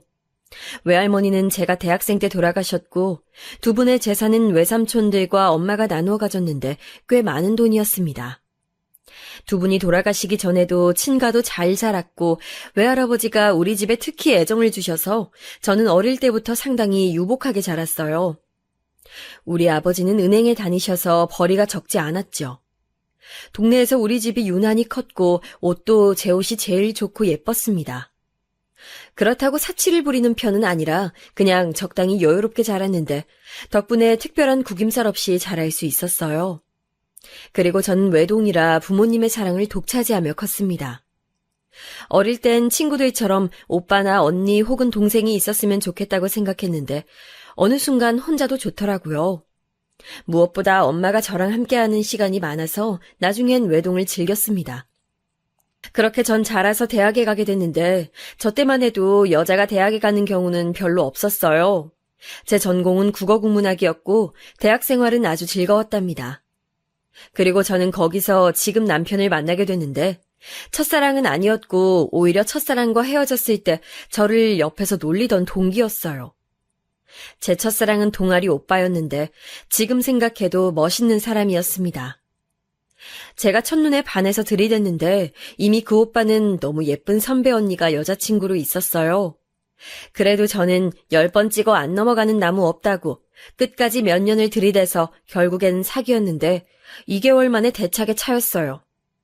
첫사랑이었고 태어나서 남자친구를 처음 사귀었던 첫연애라 헤어지고 너무 슬퍼서 동기들을 돌아가며 불러서 술을 마셨습니다. 그때는 이별하면 세상이 무너지는 줄 알았고 제 인생은 거기서 끝나는 줄 알았죠. 남편은 그때 그냥 동기 중 한 명이었는데 제 술친구였어요. 너무 슬퍼서 남편을 앞에 두고 울고 있으면 저를 달래주던 건 아니고 그냥 앞에서 실실 웃으며 자기가 선배한테 다시 사귀라고 말을 대신 전해줄까 하며 놀렸습니다. 처음엔 그게 얄미웠는데 시간이 지날수록 같이 울어주던 동기들도 고마웠지만 저렇게 제 슬픈 감정을 없애준 남편이 참 고맙더라고요. 그러다 보니 저도 남편을 자주 불러냈고 그렇게 둘이 지낸 시간은 길어져서 결국 우린 사귀게 되었습니다. 결혼하고 한 사실인데 남편은 애초에 제가 첫사랑이라고 하더라고요. 그래서 제가 동아리 선배와 헤어졌을 때 너무 기뻤다고 합니다. 그것도 모르고 저는 남편을 불러내어 저를 위로해달라 했던 거죠. 선배와 사귈 때는 연애하는 내내 설레고 좋아서 어쩔 줄 몰랐는데 남편과 만날 땐 그냥 진짜 친구 만나는 기분이었는데 대신 남편을 만나는 내내 너무 웃어요. 웃겨서 시간 가는 줄 모르는 그런 친구들 있잖아요. 남편이 딱 그랬는데 선배와 사귈 땐 저를 꾸며내고 어떻게든 좋은 모습만 보여주려고 애썼는데 남편을 만날 땐 제 밑바닥까지 보여줄 수 있었습니다. 처음에는 그래서 남편과 결혼하진 않겠다고 생각했는데 시간이 지날수록 주변에서 언니들이 제 마음이 편할 수 있도록 하는 남자가 진국이라며 결혼을 부추겼어요. 때마침 남편도 저와 결혼하겠다고 만날 때마다 꽃다발을 들고 와서 마치 세뇌하는 것처럼 결혼하자고 연부를 외웠습니다. 언니들 말대로 평생 살 건데 내가 가장 편하고 나를 다 내려놔도 아무 문제가 없는 사람과 결혼하는 게 맞다 생각하기도 했고 또 다른 남자를 만나기엔 제 성격상 귀찮고 또 그 새로운 사람을 만나서 알아가는 과정이 저한텐 버거워서 남편의 결혼하자는 요구를 승낙하게 되었습니다. 남편은 졸업하고 은행에 들어갔는데 마침 우리 친정아버지가 은행에 다니셔서 남편을 아주 좋게 봤어요. 아무래도 같은 분야니까 말도 잘 통해서 결혼한다고 했을 때 아버지는 크게 반대가 없으셨습니다. 그런데 예상 밖으로 엄마가 반대하셨는데 그 이유는 바로 남편의 집안 문제였어요. 남편은 3남매였고 첫째 아들, 즉 장남이었고 아버지가 그때 이미 아프셨던 상태였습니다. 우리 외할아버지처럼 암에 걸린 건 아니었지만 지병이 많으셔서 여기저기 아프셔서 병원에 자주 입원하셨어요. 엄마는 남편도 나중에 그러면 제가 다 뒷바라지를 해야 하는데 곱게 키운 딸이 남의 집 아들 병간호하며 인생을 보내게 할 수 없다고 하셨죠. 그리고 시아버지가 돌아가시면 시어머니가 혼자 남게 되는데 그것도 싫다고 하시고 남편 밑으로 동생이 둘이나 있는데 나중에 남편에게 부담이 많이 될 수 있다며 반대하셨습니다. 무엇보다 남편의 집이 우리 집처럼 여유 있는 집이 아니라 결혼하면 우리 집에서 더 많은 지원이 올 것 같았거든요. 엄마는 그런 경제적인 이유가 나중에 분명 제 결혼 생활에 걸림돌이 될 거라고 강하게 반대하셨어요. 제가 외동딸이고 엄마가 저를 키우며 저한테 신경을 많이 쓴 것도 알고 많은 사랑을 주신 것도 당연히 알고 있습니다. 그래서 사실 남편한텐 비밀이지만 엄마가 주선한 선자리에도 나간 적이 있어요. 그런데 오히려 선을 볼 때마다 저는 남편이 아니면 안 될 것 같더라고요. 그렇게 부자라고 해서 나가면 자기 자랑 혹은 부모님 재산 자랑을 하고 사람에 대해 서로 알아가는 시간보다는 재산 자랑과 미래의 돈을 어떻게 굴릴 것인지 토론하는 현장에 가까웠습니다. 대놓고 우리 집 재산을 탐내는 사람도 있었고 전 아무 말도 하지 않았는데 본인이 앞서서 우리 집 재산과 본인 집 재산을 합치면 어느 정도 돈이 모이니 그걸로 투자하면 더 부자가 될 거라고 김칫국을 먹던 사람도 있었어요. 몇 번의 선자리 끝에 저는 엄마와 깊은 대화를 나누고 결국 엄마는 제 결정을 존중해 주셨습니다. 그러면서 이왕 결혼하는 거 인생에서 한 번뿐인데 제대로 해야 한다고 말하며 생각보다 더 많이 지원을 해주셨어요. 남편 집에서는 당연히 제가 며느리로 들어간다니까 반대하지 않았는데 시어머니 얘기를 잠깐 하고 갈게요. 시어머니가 제 사연의 핵심이라 말하고 넘어가야 합니다. 시어머니를 처음 본 건 남편의 졸업식이었어요.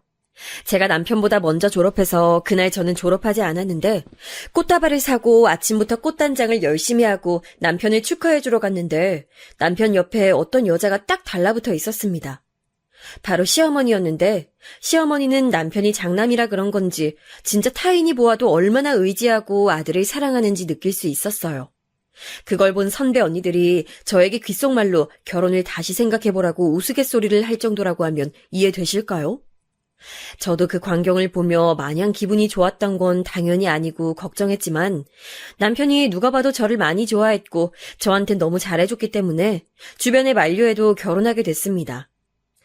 친정에서 집을 마련해줘서 우리는 남들보다 훨씬 여유롭게 결혼 생활을 시작할 수 있었는데 확실히 경제적으로 여유가 있으니 신혼 땐 마냥 행복했어요. 오죽하면 시어머니와 시누이가 저에게 딱 봐도 건들고 기분을 상하게 하는데도 알면서도 웃으면서 넘어갈 정도였습니다. 하지만 그렇게 좋았던 기간도 3개월이 끝이었고 그 뒤로는 시댁 때문에 저는 화가 나는 사건들이 생기게 됐어요. 가장 첫 번째로는 시아버지가 아프셨다고 했잖아요. 그런데 저도 외할아버지가 병원에서 오래 계셔서 어느 정도는 알고 있었는데 병원비가 진짜 예상보다 훨씬 비쌌어요. 시댁은 이미 시아버지의 병원비를 대느라 빚도 많은 상태였는데 우리 집이 잘 사는 것을 알게 된 뒤로는 시어머니는 저에게 돈을 빌려달라고 대놓고 말했는데 마치 맡겨놓은 것처럼 부탁하더라고요. 하도 뻔뻔하게 부탁해서 어렸던 저는 이상하다고 생각하지도 못할 정도였습니다. 네 시아버지가 아프니까 지금 식구들이 얼마나 속상하니. 시아버지가 빨리 나아야 아가 너도 행복하잖아. 그치? 그러니까 조금만 도와줘.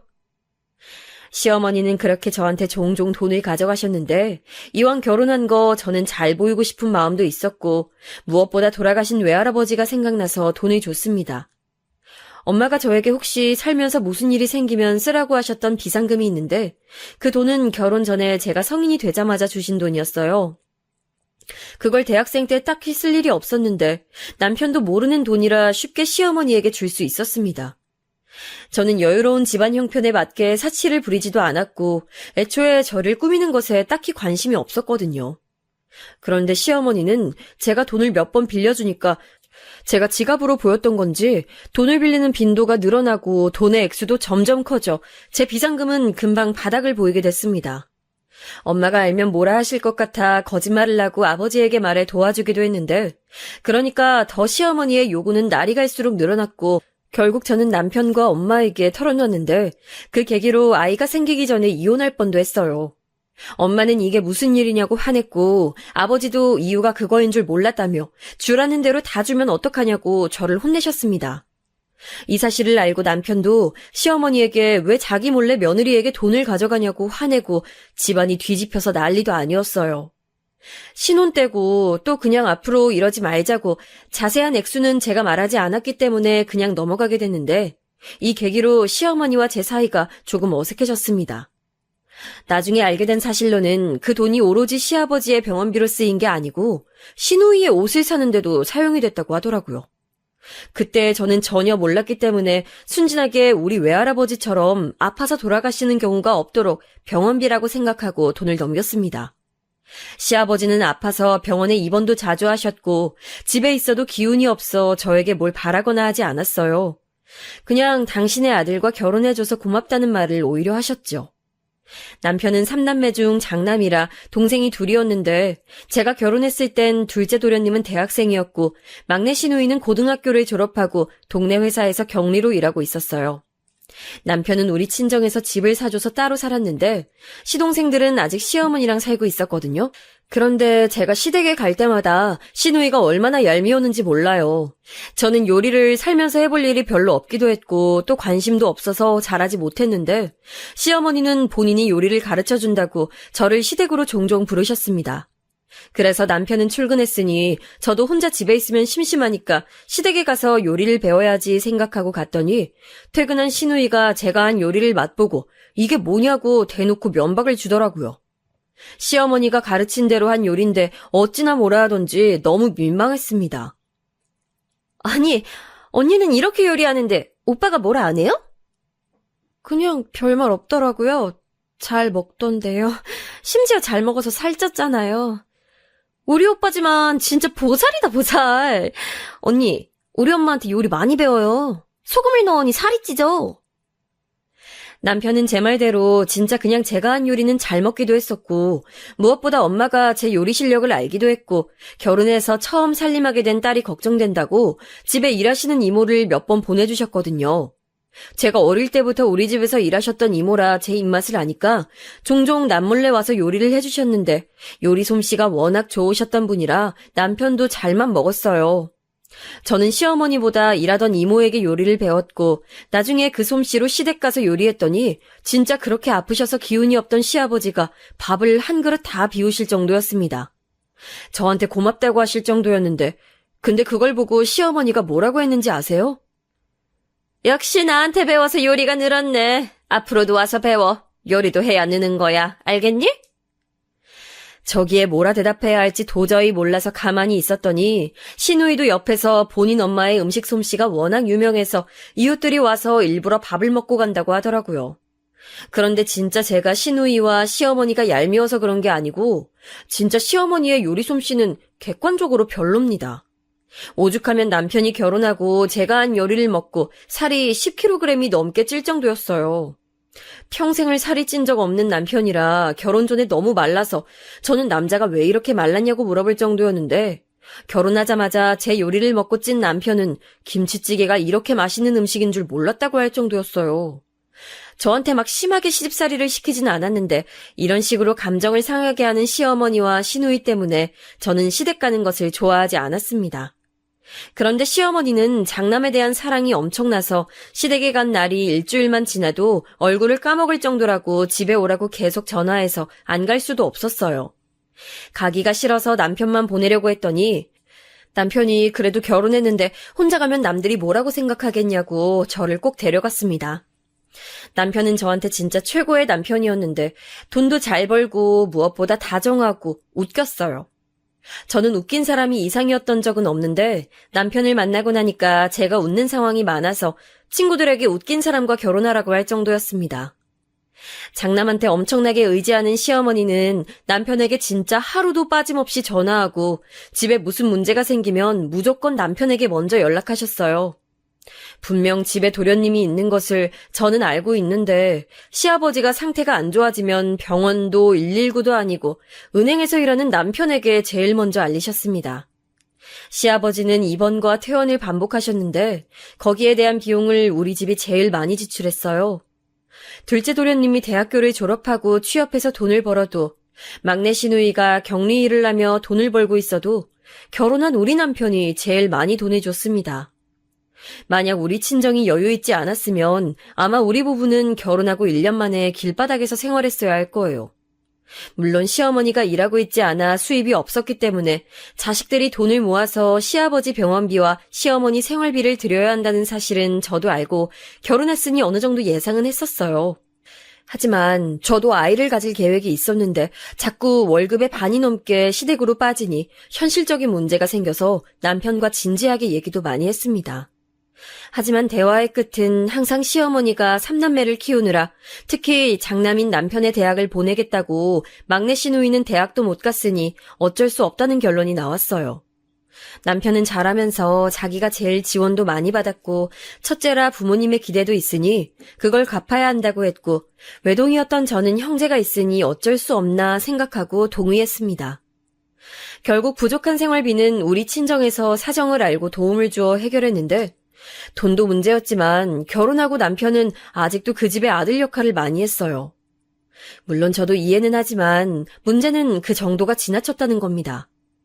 이미 결혼해서 차를 타고 30분 거리에 있으니 웬만한 일은 도련님도 집에 있으니까 도련님과 시누이의 도움을 받았으면 좋겠는데 시어머니는 시아버지가 병원에 입원해야 하는 일이 있으면 항상 우리 남편을 불렀어요. 또 퇴원할 때도 남편을 부르고 그러다 보니 주말은 시댁에 가는 게 당연했고 소중한 쉬는 날도 시댁에 가야 했죠. 그러다 제가 첫째를 임신하게 됐는데 어느 날은 저도 참다가 빵 터져버린 날이 있습니다. 제가 임신 중에 다행히 첫째 때는 입덧도 없었고 몸도 건강했어요. 그래서 너무 집에만 있어도 좋지 않대서 일부러 친정도 자주 방문하고 했습니다. 하나밖에 없는 외동딸이 임신했다고 하니까 부모님도 저에게 신경을 많이 쓰셨고 또 제 건강에 대해 걱정하셨어요. 그런데 그날은 제가 남편과 같이 시간을 내서 산부인과로 방문하자고 한 날이었습니다. 정기검진이었는데 갑자기 아침에 시어머니가 전화가 와서 울면서 시아버지가 아프다고 병원에 같이 가자는 거예요. 그날 전에는 저도 남편에게 웬만하면 시댁에 보내줬는데 그날은 저랑 같이 병원에 가는 날이었고 심지어 그 이유도 임신 때문이었는데 시아버지 때문에 또 시댁에 불려가는 남편을 볼 수가 없었습니다. 아니, 꼭 가야 하는 거야? 오늘 몇 주 전부터 힘들게 예약 잡은 거잖아. 아버지가 아프시다는데 어떡해. 나도 이런 적이 처음이라 너무 힘들다. 그럼 나 혼자 가? 병원을? 당신 마누라는 걱정 안 돼? 제가 평소와 다르게 말하니까 남편은 한숨을 쉬고 시어머니에게 전화해서 둘째 도련님과 가라고 했더니 네 아빠 죽겠다는데 장남이 어떻게 그럴 수 있냐고 울면서 따지는 목소리가 하도 커서 제 귀에까지 들렸습니다. 물론 이걸 들으면 제가 매정하다고 생각할 수도 있는데 저렇게 시어머니의 난리 때문에 집에 가면 막상 시아버지는 평소 지병이 있으니 기침을 하거나 속이 체했다거나 가벼운 증상일 때가 많았어요. 병원에서도 이 정도 증상으로 오지 말고 나중에 진짜 숨을 쉬기 힘들면 그때 입원하라고 할 정도로 시어머니는 막무가내로 남편을 부르는 경우가 대부분이라 저도 그렇게 행동했습니다. 남편이 아무리 제 검진일이니까 봐달라고 해도 시어머니는 자식 키워봤자 소용없다며 남편이 결혼하더니 완전히 바뀌었다고 그걸 다 제 탓으로 돌렸어요. 결국 저는 그날 남편을 시댁에 보내고 친정에 전화해서 친정아버지와 같이 병원에 갔다가 아예 친정에서 잤습니다. 다음날 남편이 친정집으로 와서 싹싹 빌고 표정이 안 좋은 친정엄마에게도 빌고 다시는 이런 일이 없을 거라고 우리 부모님 앞에서 손이 닳도록 빌어 다시 집에 가게 됐는데 역시나 시아버지는 큰일이 아니었어요. 더 웃겼던 점은 이 일로 시어머니와 시누이가 또 저한테 뭐라 했는데 이유가 시댁 무서운 줄 모른다는 이유였습니다. 감히 시아버지가 아프다는데 자기 몸을 더 챙겼다고 어떻게 그럴 수가 있냐는 시어머니의 말에 그럼 알아서 아기 낳을 테니 연락하지 말라고 했더니 시어머니는 난리가 났어요. 남편도 중간에서 너무 곤란해하고 둘째 도련님은 방관하고 시누이와 저도 서로 신경전을 벌이고 결국 어떻게 또 진정됐는데 이 계기로 시어머니는 우리 딸을 태어났을 때부터 그리 좋아하지 않았습니다. 처음엔 남편에게 집착하는 것을 보니까 남아선호 사상이 하도 심해서 첫째 아이가 딸이니까 저런가 보다 생각했는데 딸이 자랄수록 그건 아니라는 걸 알게 됐어요. 첫째를 낳고 그 뒤로 둘째 도련님은 결혼했는데 속도 위반으로 결혼해서 결혼식은 아기를 낳고 했습니다. 동서의 품에 안긴 서방님의 아기도 딸이었는데 시어머니는 마치 저 보란 듯 시조카를 예뻐했어요. 그러든가 말든가 이미 우리 딸은 친정에서 넘치는 사랑을 받는 중이라 신경도 쓰이지 않았는데 제가 반응이 미적지근하니 시어머니의 유치한 비교는 심해졌습니다. 정확히 우리 딸이 시조카보다 한 살이 많은데 말도 못하는 아이들을 비교하더라고요. 유미는 첫때 걷지도 못했는데 소진이는 벌써 걷네? 엄마를 닮아 그런가 보다? 유미는 저희 딸 이름이고 소진이는 서방님 딸 이름인데 분명히 우리 유미가 소진이보다 발육 상태가 훨씬 빨랐고 그걸 엄마인 저는 당연히 아는데 굳이 저렇게 다 있는 자리에서 저러더라고요.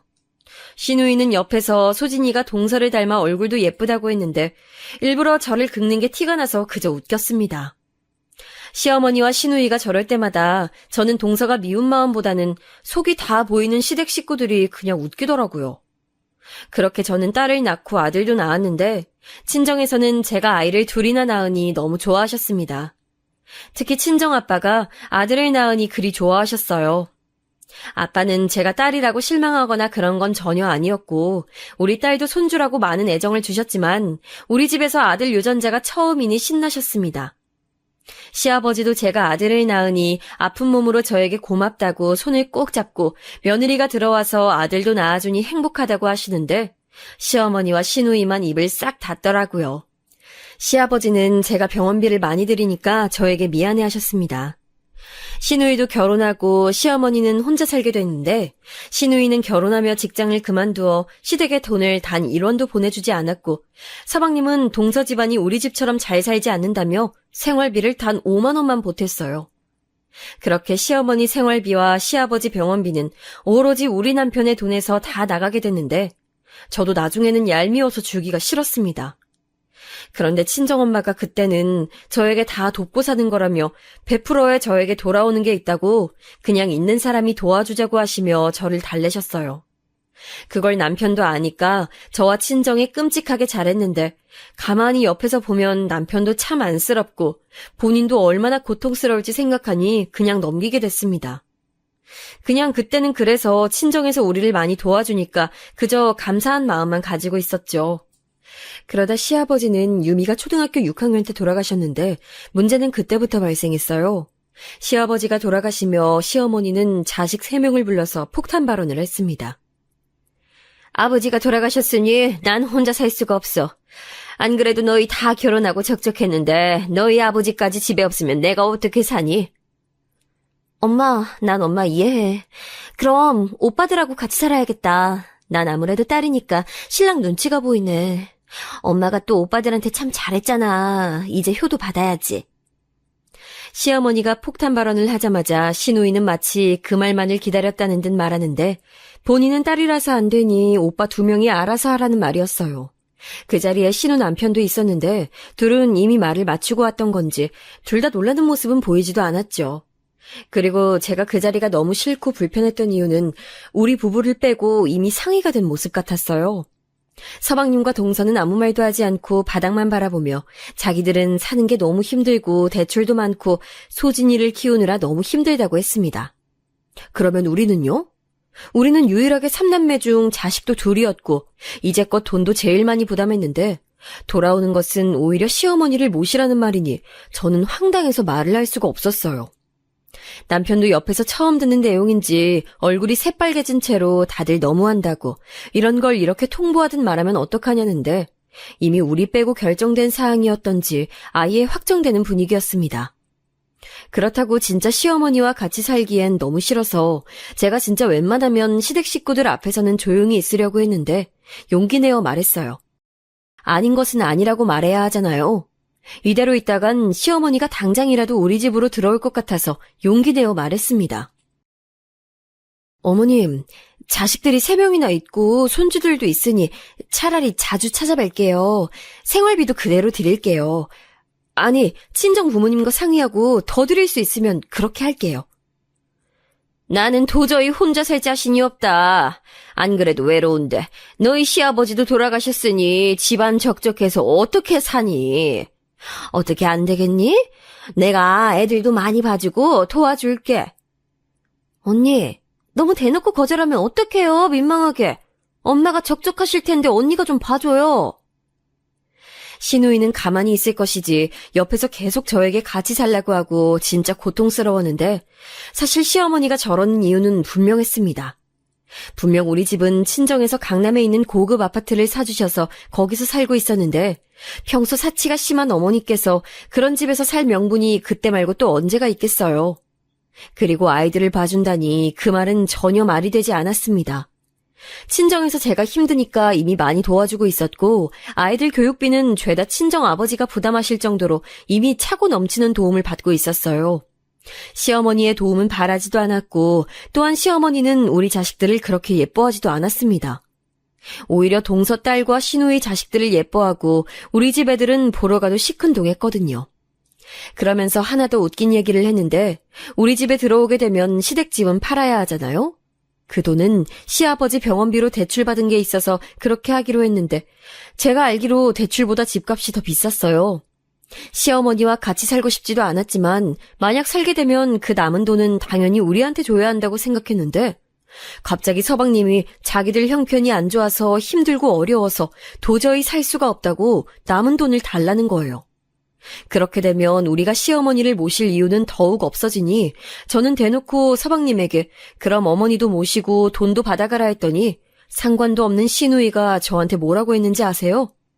시누이만 없었어도 제가 그렇게 화가 나서 온몸이 떨리진 않았을 것 같아요. 어머 언니, 진짜 해도 너무하네요. 있는 사람이 베풀어요. 왜 그래요 진짜? 너야말로 왜 그래? 새언니에게 못하는 말이 없어. 새언니 친정 여유 있는 거 여기서 모르는 사람 있어? 진짜 그렇게 살지 마세요. 남편이 옆에서 뭐라 하니까 자기도 너무 황당하고 눈물이 난다며 바로 자기 남편을 쏙 데리고 시누이는 나갔습니다. 황당해서 허공만 바라보는 저에게 동서는 형님이 이해해달라며 자기들이 돈이 없어서 외식도 못하고 있다고 제 손을 잡고 눈물까지 보였습니다. 저는 일단 남편과 상의하고 결정하겠다고 하고 도망치듯 시댁을 나와 남편 차에 탔는데 너무나도 충격적인 소리라 아무 말도 나오지 않았어요. 남편은 그때부터 울기 시작하더니 집에 도착하고는 안방에 들어오자마자 무릎을 꿇고 저에게 미안하다고 그런데 한 번만 눈 딱 감고 자기 엄마와 같이 살면 안 되겠냐고 했습니다. 머리가 너무 아파서 두통약 2알을 먹고 잠을 자려고 누웠는데 너무 머리가 아파서 약이 효과도 안 들고 결국 뜬 눈으로 밤을 새우게 됐어요. 그렇게 친정에 가서 하소연하며 나는 도저히 시어머니와 같이 살 수 없을 것 같다고 울며 말했더니 친정 부모님도 이건 아니라고 통보하듯 그러면 어떡하냐고 화가 나셨습니다. 결국 저는 반대의 의미로 친정에서 며칠 살았는데 남편은 매일 친정으로 와서 죄송하다. 그런데 한 번만 허락해달라 울며 싹싹 빌었어요. 아버지가 돌아가신 직후라 지금 식구들이 티를 내지 않아도 상심이 크다고 이해해달라고 하니까 엄마는 또 외할아버지 생각이 나신 건지 저에게 슬며시 일단 살다가 무슨 일이 생기면 그때 생각하자고 하더라고요. 시어머니를 포함한 시댁 식구들은 꼴도 보기 싫었지만 남편은 분명히 저에게 잘했었고 시댁 일만 빼면 저에게는 최고의 남편이었습니다. 저한테만 잘했던 건 아니고 남편은 아이들한테도 잘해서 아이들은 남편이 퇴근할 시간만 기다릴 정도였어요. 그렇게 저는 결국 시어머니와 같이 살게 됐는데 예상대로 시어머니는 저에게 사사건건 관심이 많았습니다. 저는 서울 토박이고 친구들도 다 주변에 있어서 모임이 많은 편이에요. 그래서 일주일에도 몇 번이나 나가서 친구들과 모이고 아이들 친구 엄마들하고 만나서 교육 얘기도 하고 대화를 하는 시간이 많습니다.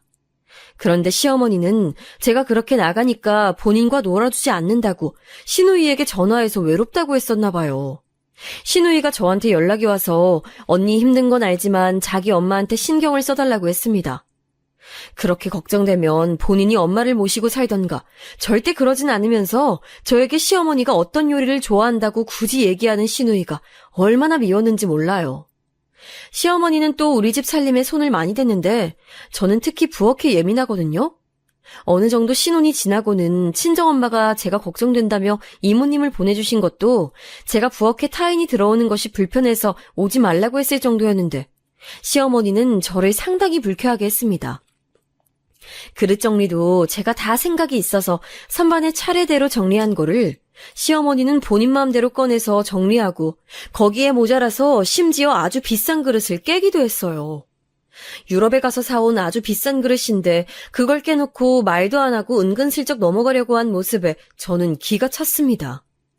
시누이와 서방님은 잘 사는 편이 아니었는데 시어머님은 우리 집이 본인 집으로 착각했는지 자꾸 시댁 식구들을 우리 집으로 부르곤 했어요. 우리가 아무리 시어머니를 집에 모셔도 우리 집 명의가 시어머니로 바뀌는 게 절대 아닌데 마치 자기 집인 것처럼 행동하는 시어머니가 얼마나 얄미웠는지 몰라요. 엄마, 애들은 어디서 재워? 이불은 어딨어? 애들 재워야겠다. 이쪽 방에서 재워. 이불은 저쪽 방 옷장에서 꺼내. 시누이도 우리 집을 자기 엄마 집으로 하는 건지 집주인인 저한테 물어보지도 않고 자꾸 집안 살림을 건들 때도 시어머니에게 묻고 그러더라고요. 남편이 그럴 때마다 나서서 왜 그러냐 하고 중재하는데도 들은 척도 하지 않는 시어머니와 시누이를 보고 얼마나 기가 막혔는지 모르겠습니다. 그러다 보니까 저도 사람인데 당연히 시어머니에게 잘해주고 싶은 마음이 들지 않았어요. 그리고 아이들이 크며 자꾸 시어머니와 더 부딪히게 됐는데 시어머니는 같이 사는 우리 딸과 아들보다 시조카인 소진이를 더 예뻐하셨습니다. 저는 개인적인 감정으로 소진이를 미워하거나 그러지 않아요. 똑똑한 조카라서 오히려 기특하고 평범한 집안에서 우등생으로 공부하는 게 대단하다고 생각합니다. 그런데 시어머니는 자꾸 우리 유미랑 소진이를 비교해서 유미가 대놓고 저에게 불편하다고 할 정도였어요. 그리고 그 비교는 우리 유미가 대학에 입학하고 더 심해졌습니다. 정확히 말하면 유미는 어려서부터 공부에 흥미가 없었어요. 저는 엄마 마음에 유미가 공부를 잘했으면 살기 편하니까 어릴 때부터 사교육을 많이 시켰는데 유미는 전혀 관심을 보이지 않았죠. 그래서 저도 어느 순간 유미에게 공부를 시키지 않았고 예체능 쪽에 관심이 있을 수도 있으니 활동도 많이 시키고 경험을 많이 하게 해줬어요. 유미와 단둘이 여행도 많이 다니고 미술, 음악, 체육 등 흥미가 있으면 주저하지 않고 시켜줬습니다. 확실히 유미는 공부 쪽에 재능이 없었고 본인의 관심도 크지 않아서 저와 남편은 그럴 수도 있다며 유미를 존중했어요. 그래도 유미는 대학에 입학은 했는데 딱 입학식을 하고 2주 만에 자퇴했습니다. 남편과 저는 처음에 그 소리를 듣고 당연히 놀랐는데 유미가 결연하게 우리한테 눈을 똑바로 뜨고 이렇게 다니면 시간도 버리고 돈도 버리고 자기 인생도 버리게 되는 거라고 말하니까 반대하지 않았어요. 유미는 그렇게 자유롭게 유럽으로 장기 여행도 가고 자기가 어떤 것에 흥미가 있는지 알아보기 시작했습니다. 저는 그런 유미가 기특하기도 하고 한편으론 자기 주관이 확실해서 멋있고 부럽기도 했어요. 그런 우리 딸의 인생을 저는 인정하고 응원했는데 반면에 서방님과 동서딸인 소진이는 공부에 재능이 있었습니다. 안타까운 이야기이긴 하지만 사실 동서네가 그렇게 형편이 좋은 편은 아니었기 때문에 소진이처럼 우등생을 키우기엔 살짝 부족했어요. 그런 소진이와 우리 유미를 밥 먹듯 비교하던 시어머니는 미웠지만 아이가 무슨 잘못이 있겠어요? 남편과 저는 상의 끝에 영재학원에 다닐 수 있게 지원해줬습니다. 동서와 서방님은 우리 부부에게 미안하다고 고맙다며 눈물을 보일 정도였어요. 당연히 저도 시누이처럼 만약 서방님이나 동서가 저한테 얄밉게 하거나 그랬으면 지원을 안 해줬을 텐데 살짝 눈치가 없는 동서는 가끔 저를 당황하게는 해도 사람이 밉지는 않았기 때문에 좋은 마음으로 지원해줬습니다. 소진이도 제가 친정부모님 인연으로 아는 분을 통해 미국 유학을 도움을 주었더니 저에게 고맙다고 말해서 뿌듯한 마음으로 도와줬어요.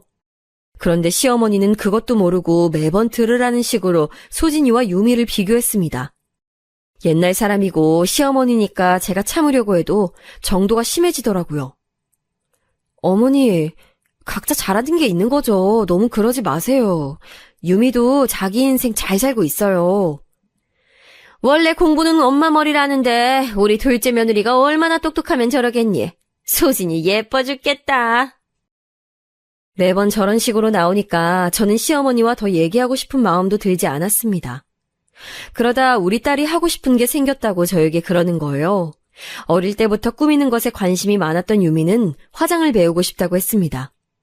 저와 남편은 뭐라도 하고 싶은 게 생겨서 다행이라고 생각하며 유미를 적극적으로 지원해줬어요. 친정 부모님도 인생 살며 남들의 인정을 받는 게 중요한 게 아니고 자기 만족이 제일 중요하다고 유미에게 하고 싶은 것을 찾은 건 축복이라며 많이 응원해 주셨습니다.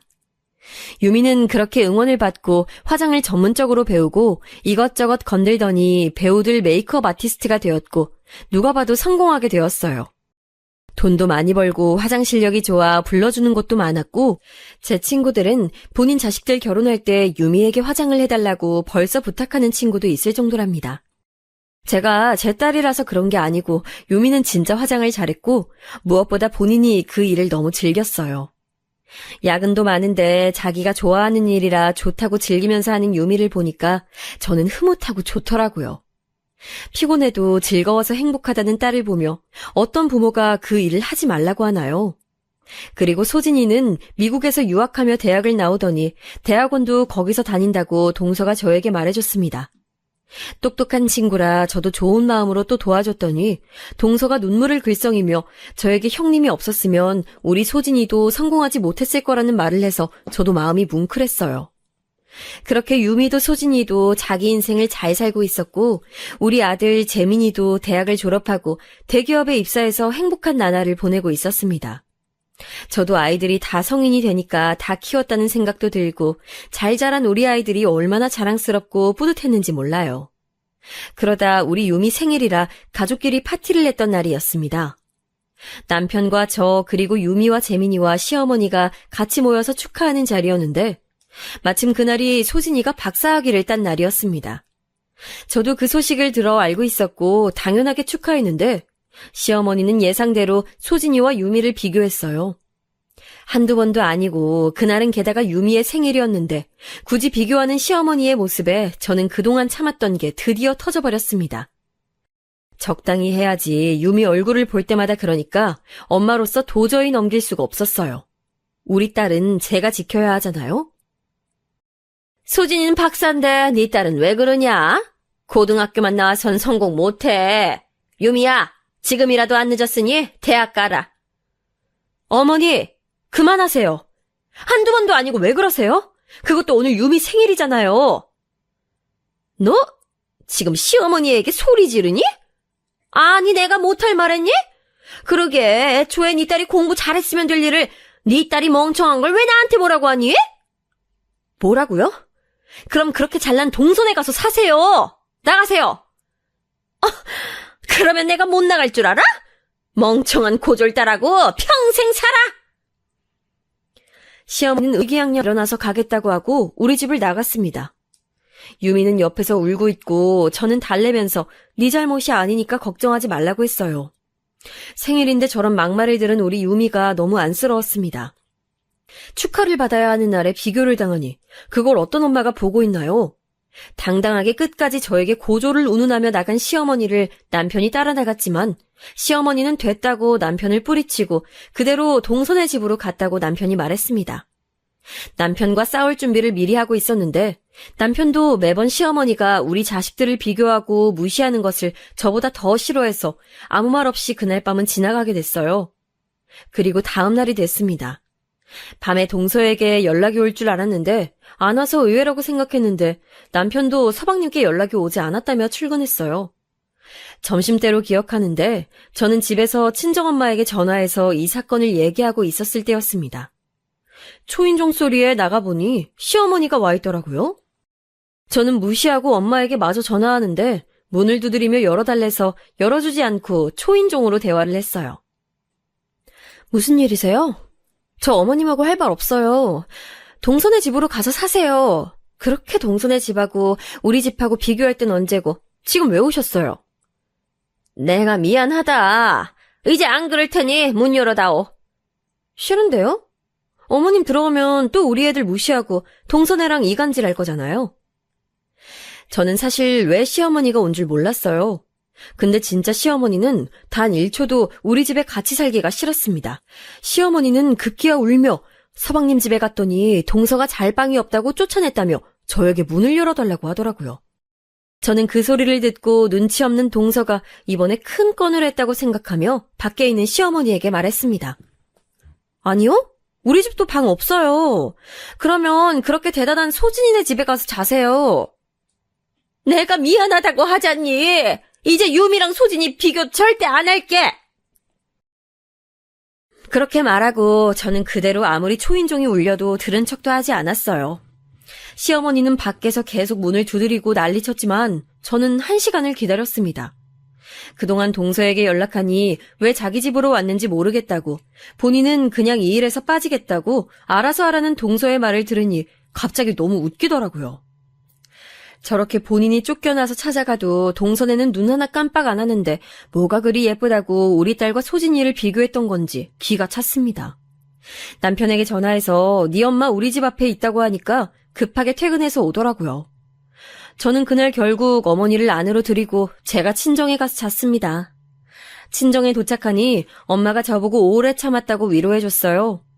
다음 날 또 남편이 와서 싹싹 빌었고 결국은 시어머니랑 도저히 살 수가 없어서 대충 원룸을 하나 잡아서 시어머니를 내보냈습니다.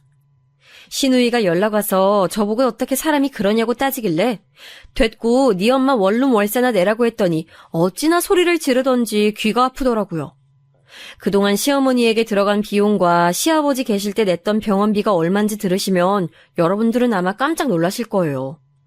시어머니는 나중에 남편을 통해 소진이 미국에서 공부하고 박사가 된 것도 다 제 덕분이라는 소리를 듣고는 저에게 뭐라 하지 못하고 살고 있습니다. 더 통쾌한 것은 소진이가 중간에 한국을 왔을 때 가족들이 다 모였었는데 거기서 자기의 박사는 다 큰엄마인 저 덕분이라고 어찌나 길을 살려주던지 그동안의 서름이 다 씻겨 내려갔어요. 시누이는 처음엔 저와 남편에게 뭐라 하다가 나중엔 할 말도 없는지 입을 꾹 다물고 있었고 시어머니는 본인 화를 주체하지 못하는지 심지어 저한테 연락도 안 오고 있답니다. 시어머니 연락이 안 오면 오히려 제가 좋아서 아주 즐거운 나날을 보내고 있어요. 이 자유가 도대체 얼마만인지 모르겠는데 너무 즐겁습니다. 그렇게 무시한 우리 유미는 돈을 진짜 잘 벌고 있는데 그 돈으로 저와 남편에게 명품 가방도 사주고 본인도 행복하고 멋진 나날을 보내고 있어요. 마음 같아선 그동안 들어갔던 돈을 다 돌려받고 싶지만 남은 인생이라도 우리끼리 즐겁게 지내자고 남편과 얘기한 뒤로는 그냥 이대로 살려고 합니다. 남편에게 놀랐던 점은 본인도 시어머니와 사는 것이 힘들었다고 원룸으로 내보낼 때 본인이 나서서 적극적으로 내보내더라고요. 사실 옆에서 지켜보던 남편이 진짜 힘들긴 했어요. 안쓰러운 마음이 항상 있었는데 시어머니는 오로지 남편만을 바라보며 의지하고 기댔기 때문에 저는 오히려 그런 남편이 안타까워서 뭐라 하지 못한 것도 있습니다. 제 사연은 여기까지인데 어떻게 잘 들으셨는지 모르겠습니다. 긴 얘기 들어주셔서 너무 감사드리고 추운 겨울 행복하게 잘 지내시길 바랍니다. 감사합니다.